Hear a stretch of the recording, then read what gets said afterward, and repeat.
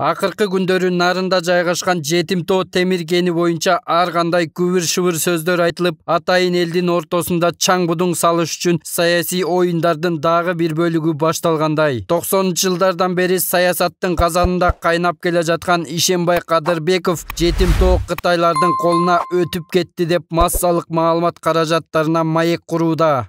Азыр болсо айтып атат, чекесинен берип эле миллиард долларду ала беребиз деп айтып атат. Андай болбойт.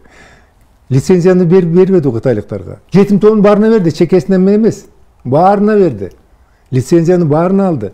Кеңге байланыштуу жагдай боюнча Садыр Жапаров да өз оюн билдирди. Жетим Тоону коңшуларга берет деген сөз ушак экенин кошумчалап, мамлекет өз күчү менен иштетээрин баса белгилеген.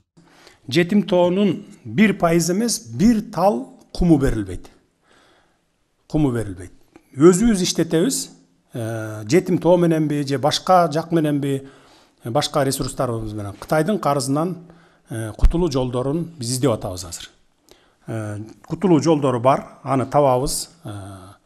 Чечилбеген маселе жок, аны да чечебиз. Мына Жетим Тоо боюнча бул ушак сөз. Жетим Тоону иштетүү боюнча башка инвесторлорго лицензия берилбегени ачыкка чыкты. Кенди мамлекет өзү иштетип, темир өндүрүп, улуттук долбоор түзүлөт экен. Темиргенин иштетүү үчүн 300 миллион доллар каражат керектелет. Бул акчалар Кыргыз Орус өнүктүрүү банкы, Евразия өнүктүрүү банкынан алынары күтүлүүдө. Бүгүнкү күндө башка инвестор болобу, башка мамлекеттин жарандарына тиешеси жок. Бул деген толук кандуу мамлекетибиздики. Тоо кен тармагындагы месторожденияларын биз деген өзү иштетишибиз керек.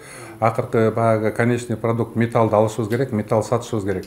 Ошол менен жумуш орундары баары түзүлөт.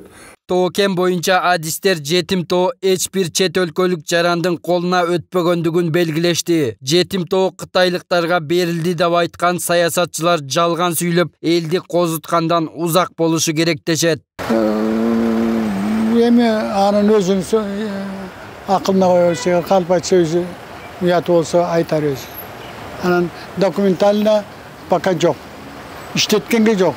Анан жакында сөз болгон, мен сураштырсам, дейшинде болгон экен, ошол убакыт разведкага берилген экен. Эми же ал Жетим Тоодо разведка кылыштын кереги жок. Аны иштеп баштаганда эле өз уламынан өздөрү жазап алышат. Жетим Тоо темир кени 6 участоктон туруп, узундугу 40 чакырымга созулат. Аталган кен темирдин камтылышы боюнча дүйнөдө 2-нчи орунда турат. 2010 жылдагы эсептөөлөргө караганда Жетим Тоодо 3 миллиард 344 тонна темир бар экендиги аныкталган. Алдын ала эсептөөлөргө ылайык Жетим Тоо кениндеги Данга участкасын иштетүүдөн гана жылына 200 миллион доллардан ашуун кирешет түшөт. Бул бюджеттин кирешесин көбөйтмөкчү. Сапар Акунбеков, Көчөр Кубанычбеков, 7 канал, Бишкек.